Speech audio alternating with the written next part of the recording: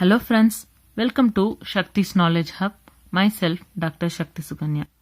நம்மளோட previous few videosல business environment அப்படிங்கிற subject and அதோட related topics வந்து discuss பண்ணிட்டு வரோம். அதுல ஒரு முக்கியமான ஒரு topic இன்னைக்கு நம்ம பார்க்க போறது என்ன அப்படின்னா dimensions or components of business environment. அதாவது நம்ம ஒரு business பண்றோம், நம்மளோட businessக்கு சுத்தி இருக்கிற விஷயங்கள், அதாவது நம்மளோட immediate surrounding அப்படின்னு சொல்லக்கூடிய விஷயங்கள் நம்மளோட businessக்கு நேரடியாகவோ மறைமுகமாகவோ ஏதாவது ஒரு வகையில ஒரு தாக்கத்தை ஏற்படுத்தும். அந்த மாதிரியான விஷயங்கள் வந்து ஒரு ஃபோர்ஸஸ் அப்படின்னா இன்ஸ்டிடியூஷன்ஸ் அப்படின்னு நம்ம இன்ட்ரோடக்ஷன்ல பார்த்தோம். அந்த மாதிரியான ஆஸ்பெக்ட் தான் நம்ம டைமென்ஷன்ஸ் அல்லது காம்பனன்ட்ஸ் சொல்றோம். ஸோ அதை வந்து இன்னைக்கு டீட்டெயிலாக நம்ம டிஸ்கஸ் பண்ண போறோம் வித் எக்ஸாம்பிள்ஸ். அதுல ஃபர்ஸ்ட் எக்கனாமிக் என்விரான்மெண்ட், அதாவது எக்கனாமிக் பாயிண்ட் ஆஃப் வியூல, financial and money point of வியூல ஒரு விஷயங்கள் வந்து நம்மளோட பிசினஸ்க்கு ஒரு தாக்கத்தை ஏற்படுத்துது அப்படின்னா அதுதான் எக்கனாமிக் என்விரான்மெண்ட். அதுக்குள்ள என்னென்ன விஷயங்கள் வருது அப்படின்னு பார்க்கலாம். It has immediate and direct economic impact on the business. So இந்த எக்கனாமிக் என்விரான்மெண்ட் பார்த்தீங்க அப்படின்னா நேரடியான ஒரு தாக்கத்தை கொடுக்குது. எப்படி அப்படின்னா rate of interest, inflation rate, change in the income of people, monetary policy, price level etcetera. So ஒரு இன்ட்ரெஸ்ட் ரேட், இன்கேஸ் வந்து நம்ம வந்து இன்வெஸ்ட்மெண்ட்டுக்காக ஒரு வெளியில ஒரு சோர்ஸ் போறோம் அப்படின்னா அங்க வந்து இன்ட்ரெஸ்ட் பெர்சன்டேஜ் வந்து, அதாவது ரேட் ஆஃப் இன்ட்ரெஸ்ட் வந்து வேரியேஷன்ஸ் இருந்துச்சு அப்படின்னா அங்க கண்டிப்பா டைரக்டா நம்மளோட பிசினஸ் ரிஃப்ளெக்ட் பண்ணும். இன்ஃபிளேஷன் அப்படிங்கிறது கண்ட்ரியோட ஒரு நிதி நிலவரம், நிதி நிலைமை. ஸோ அது வந்து பிசினஸ்க்கும் கண்டிப்பா ஒரு இம்பாக்ட் இருக்கும். அதே மாதிரி changes in income of the people. In case நம்மளோட பிசினஸ்ல நம்ம ப்ராடக்டை வாங்குறவங்க வந்து ஒரு நல்ல காஸ்ட்லியான ஐட்டம்ஸ் வாங்குற ஒரு பர்சன்ஸா இருந்து அவங்களோட இன்கம்ல வந்து சேஞ்சஸ் வந்துச்சு, அவங்களால பெரிய லெவல்ல இன்வெஸ்ட் பண்ணி அந்த பொருளை வாங்க முடியலன்னா அது கூட நம்மளோட பிசினஸ்க்கு பாதிப்பு ஏற்படுத்தும். அதே மாதிரி நிறைய மானிட்டரி பாலிசிஸ், இந்த லா மூலமாவோ கவர்மெண்ட் மூலமாவோ வர்ற சேஞ்சஸ், பிசினஸ்க்கு ரிலேட்டடா வர சேஞ்சஸ். அப்புறம் ஒரு பிரைஸ் லெவல்ஸ், ஒரு ப்ராடக்ட்ல ஃபிக்ஸ் பண்ணக்கூடிய பிரைசஸ்ல அன்றாட வாழ்க்கையில நம்ம வந்து நிறைய எக்ஸாம்பிள்ஸ் பார்க்கணும். திடீர்னு சில ப்ராடக்ட்ஸ் பிரைஸ் சேஞ்சஸ் வருது, இன்க்ரீஸ் ஆகுது, டிக்ரீஸ் ஆகுது, அந்த மாதிரியான விஷயங்கள். இந்த மாதிரியான நிறைய எக்ஸாம்பிள்ஸ் வந்து நம்ம எக்கனாமிக் ஃபேக்டர்ஸ், அதாவது எக்கனாமிக் பாயிண்ட் ஆஃப் வியூல ஒரு பிசினஸ் டிஸ்டர்ப் பண்ணக்கூடிய விஷயம் அப்படின்னு நம்ம சொல்லலாம். So economic environment may offer opportunity to the firm or it may put constraint. So நம்ம ஆல்ரெடி டிஸ்கஸ் பண்ண மாதிரி இந்த மாதிரியான டிஃப்ரெண்ட் என்விரான்மெண்ட் ஆஃப் பிசினஸ் வந்து நம்மளுக்கு எதர் பாசிட்டிவ் ரிசல்ட்டும் கொடுக்கும், நெகட்டிவ் ரிசல்ட்ஸும் கொடுக்கும். செகண்ட், சோஷியல் என்விரான்மெண்ட், அதாவது நம்ம பிசினஸ் தாண்டி வெளியில இருக்கிற சோஷியல், சொசைட்டி சம்பந்தமான, சோஷியல் சம்பந்தமான சில விஷயங்கள். ஸோ அதெல்லாம் என்னென்ன அப்படின்னா it includes various social forces like customs, beliefs, literacy rate, educational level, lifestyle, values, etc. So ஒரு இண்டிவிஜுவலோடைய டிமாண்ட் அண்ட் ப்ரிஃபரன்ஸ் பார்த்தீங்க அப்படின்னா ஒரு நாள்ல இருக்கிற மாதிரி இன்னொரு நாள் இருக்காது. இப்போ நம்மளவே ஒரு எக்ஸாம்பிளா எடுத்துக்கிட்டோம் அப்படின்னா நமக்கு இன்னைக்கு ப்ரிஃபர் பண்ற சில விஷயங்கள் வந்து நாளைக்கு பிடிக்காம போகலாம், இல்லைன்னா இன்னும் கொஞ்சம் ஜாஸ்தி பிடிக்கலாம். இந்த மாதிரி day to day, every minute to minute வந்து எல்லா விஷயங்களும் சேஞ்ச் ஆகிட்டே வருது. ஸோ அப்படி சோஷியல் ஆஸ்பெக்ட்ல நம்ம பார்த்தோம் அப்படின்னா நம்மளோட கஸ்டம்ஸ், நம்மளோட ப்ராக்டிஸ்ல இருந்து நம்மளோட பிலீஃப்ல இருக்கக்கூடிய விஷயங்கள், நம்மளுடைய பழக்க வழக்கங்கள், நம்மளுடைய அவேர்னஸ் விஷயங்கள், அண்ட் அதே மாதிரி நம்மளோட எஜுகேஷன் லெவல், நம்மளோட லைஃப் ஸ்டைல், இந்த மாதிரி நிறைய பேட்டர்ன் ஆஃப் சேஞ்சஸ் வந்து நம்மளோட எவ்ரிடே லைஃப்ல வந்துகிட்டே தான் இருக்கும். ஸோ அந்தந்த மாதிரியான விஷயங்கள் எல்லாம் கூட கண்டிப்பா வந்து ஒரு பிசினஸோட தாக்கத்துக்கு வாய்ப்பா அமையுது. So changes in social environment affects an organisation in long run. கண்டிப்பா அப்படி அந்த மாற்றங்கள் சமுதாயத்திலேயோ இல்லாட்டி அந்த சமுதாயத்துக்கு சேர்ந்த பீப்புள் மூலமா ஏதாவது ஒரு வகையில வருது அப்படின்னா அது கண்டிப்பா பிசினஸ்க்கு டைரக்டா ரிஃப்ளெக்ட் ஆகுது. ஸோ அதுக்கு ஒரு எக்ஸாம்பிள் எப்படி சொல்லியிருக்காங்க அப்படின்னா nowadays people are paying more attention towards their health as a result of which demand for mineral water, diet cokes, etc. has been increased while the demand for tobacco, fatty food products has decreased. So இப்போ வந்து இந்த food ஐட்டம்ஸை வச்சு நம்மளுக்கு ஒரு example இருக்கு. என்ன அப்படின்னா இப்போ ரொம்பவே வந்து ஹெல்த் அவேர்னஸ் ரிலேட்டடா நிறைய பேர் வந்து நிறைய விஷயங்கள் அவேர்டா பேசுறதுனால முன்னாடி எல்லாம் ஒரு ஃபேட்டி, ஒரு ஜங்க் ப்ராடக்ட்ஸ்க்கோ, ஒரு டொபாக்கோ, அந்த மாதிரியான ப்ராடக்ட்ஸ்க்கு இருந்த டிமாண்ட் குறைஞ்சு இப்போ இந்த டயட் கோக் அல்லது இந்த மினரல் வாட்டர், அதாவது ஏதாவது ஒரு பெனிஃபிஷியலாவோ ஒரு ஹெல்த் பாயிண்ட் ஆஃப் வியூக்கு ஒரு வெல்னஸ் அல்லது குட் திங் கொடுக்கக்கூடிய ஒரு ப்ராடக்ட்ஸுக்கு வந்து நம்மளோட ப்ரிஃபரன்சஸ் மூவ் ஆகிட்டே போகுது. எக்ஸாம்பிள் ஒரு ஆர்கானிக் ப்ராடக்ட்ஸ் அதெல்லாம் எடுத்துக்கலாம். அப்படி வரும்போது கண்டிப்பா அது வந்து பிசினஸ்க்குள்ள ஏதாவது ஒரு வகையில ரிஃப்ளெக்ஷன் வருது. இன்கேஸ் நம்ம வந்து ஆர்கானிக் இல்லைன்னா ஒரு பாசிட்டிவான ஒரு ஃபுட்டை பேஸ் பண்ணி போறோம் நம்மளோட டிமாண்ட்ஸ் அப்படின்னா ஆட்டோமேட்டிக்கா அந்த பிசினஸ் வந்து அங்க இன்க்ரீஸ் ஆகுது. அவங்களுடைய டிமாண்டும் இன்க்ரீஸ் ஆகும்போது அவங்களோட பிசினஸும் அங்க இன்க்ரீஸ் ஆகுது. ஸோ அங்க வந்து பாசிட்டிவ் ரிஃப்ளெக்ஷன் தான் வந்து வருது. இன்கேஸ் இந்த மாதிரி இந்த ஃபேட்டி ப்ராடக்ட்ஸ், இந்த டொபாக்கோ இல்லாட்டினா ஜங்க் அந்த மாதிரியான ஐட்டம்ஸோட டிமாண்ட்ஸ் வந்து நம்ம குறைக்கிறோம் அப்படின்னா அந்த பிசினஸ்க்கு வந்து ரெடியூஸ் ஆகுது டிமாண்ட். ஸோ அது வந்து ஒரு நெகட்டிவ் ரிசல்ட்டை கொடுக்குது. இந்த மாதிரி சொசைட்டி அண்ட் சோஷியல் ரிலேட்டடான நிறைய விஷயங்கள் வந்து கண்டிப்பா ஒரு பிசினஸ்க்கு ஒரு தாக்கத்தை கொடுக்குது. அடுத்தது technological environment. It provides new and advanced way of technology of production. A businessman mostly closely monitor to the technology changing taking place in the industry as it helps in facing competition and improving quality of the product.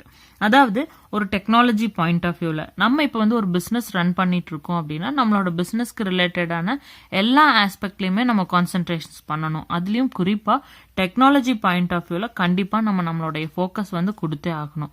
எதனால அப்படின்னா இப்போ நம்ம பிசினஸ்ல ஒரு old type of machinery அல்லது ஒரு technology நம்ம follow பண்ணிட்டு வர்றோம் அப்படின்னா அப்ப நம்மளால ஒரு குறிப்பிட்ட லிமிட் ஆஃப் யூனிட்ஸ் தான் மேனுஃபேக்சர் பண்ண முடியும். நிறைய பல்க் ஆர்டர்ஸ் இருந்தா கூட அங்க டிமாண்ட்ஸ் இருக்கிற பட்சத்துல கூட நம்மளால யூனிட் ஆஃப் ப்ரொடக்ஷன் வந்து அதிகமா கொடுக்க முடியல. ஸோ இப்போ இங்க என்ன லேகிங்கா இருக்கு, நம்ம ஃபாலோ பண்ணிட்டு இருக்கிற நம்ம பிசினஸ் உடைய டெக்னாலஜி. இதுவே நம்ம வந்து மார்க்கெட் என்விரான்மெண்ட் எப்படி இருக்கு, நம்ம பிசினஸ்க்கு தேவையான அட்வான்ஸ்டு மெஷினரிஸ் ஏதாவது அவைலபிளா இருக்கா அப்படிங்கறதெல்லாம் பார்த்து நல்லா அனலைஸ் பண்ணி ஒரு அட்வான்ஸ்டான ஒரு மெஷினரி உள்ள கொண்டுட்டு வரும்போது கண்டிப்பா நம்மளால எல்லா ஆர்டர்ஸையும் ஈஸியா முடிக்க முடியும், நிறைய குவான்டிட்டி ஈஸியா மேனுஃபேக்சர் பண்ண முடியும். ஸோ கஸ்டமர்ஸ் அண்ட் டிமாண்ட்ஸ் இதெல்லாமே வந்து நம்மள சாட்டிஸ்ஃபை பண்ண முடியும். அப்படி வரும்போது டெக்னாலஜி அப்படிங்கிற ஒரு விஷயம் நம்ம பிசினஸ்க்கு ஒரு டைரக்ட் இம்பாக்ட் கொடுக்குது.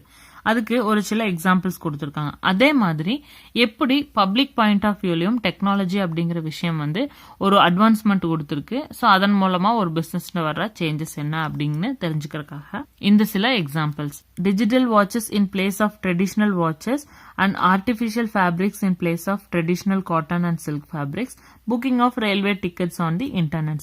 ஸோ முன்னாடி எல்லாம் பாத்தீங்க அப்படின்னா நமக்கு வந்து ஒரு ட்ரெடிஷ்னல் அந்த முள்ளு இருக்கிற மாதிரியான வாட்சஸ் யூஸ் பண்ணுவோம். ஸோ இப்போ சேஞ்ச் ஆகி டிஜிட்டல் வாட்சஸ் வந்துருச்சு. அதுலயும் இப்போ நிறைய ஸ்மார்ட் வாட்சஸ், ஏன்னா வாட்ச்லயே நிறைய டெக்னாலஜிஸ் மெத்தட்ஸ் எல்லாம் யூஸ் பண்ற மாதிரியான விஷயங்கள் இருக்கு. அதே மாதிரி இப்ப நம்மளோட துணிமணி அப்படின்னு எடுத்துக்கிட்டோம்னா early பீரியட்ல சில்க் ஃபேப்ரிக் அப்படிங்கறதும் ட்ரெடிஷனல் காட்டன்ஸ் அந்த மாதிரியான விஷயங்கள் தான் இருந்துச்சு. அப்போ அவ்வளோ சாய்ஸஸ் கிடையாது. ஆனா இப்போ அப்படி கிடையாது.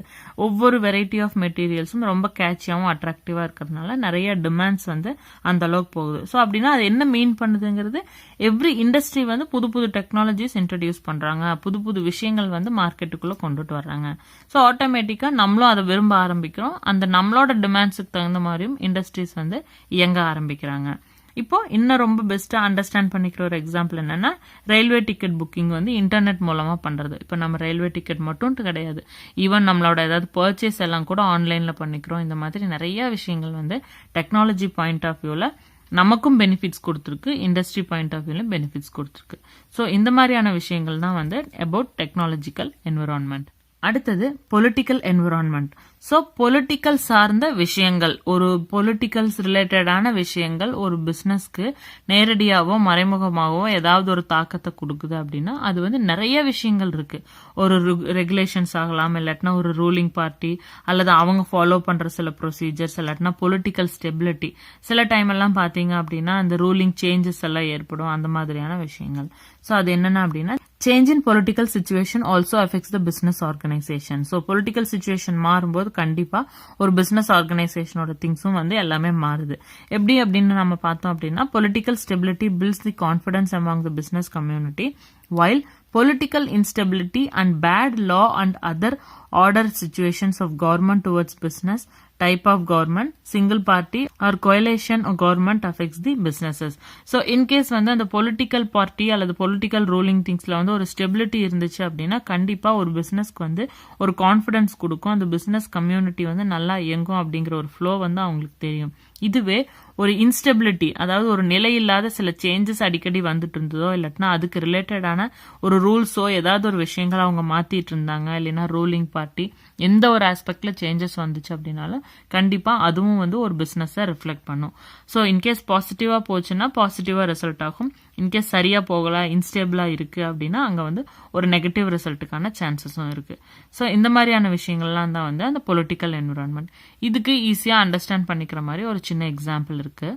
Bangalore and Hyderabad have become the most popular location for IT industry due to supportive political climate. So, இப்போ IT industry அப்படின்னாவே நம்மளுக்கு டக்குன்னு ஞாபகம் வர பிளேஸ் என்ன அப்படின்னு பார்த்தீங்கன்னா பெங்களூர் அண்ட் ஹைதராபாத்.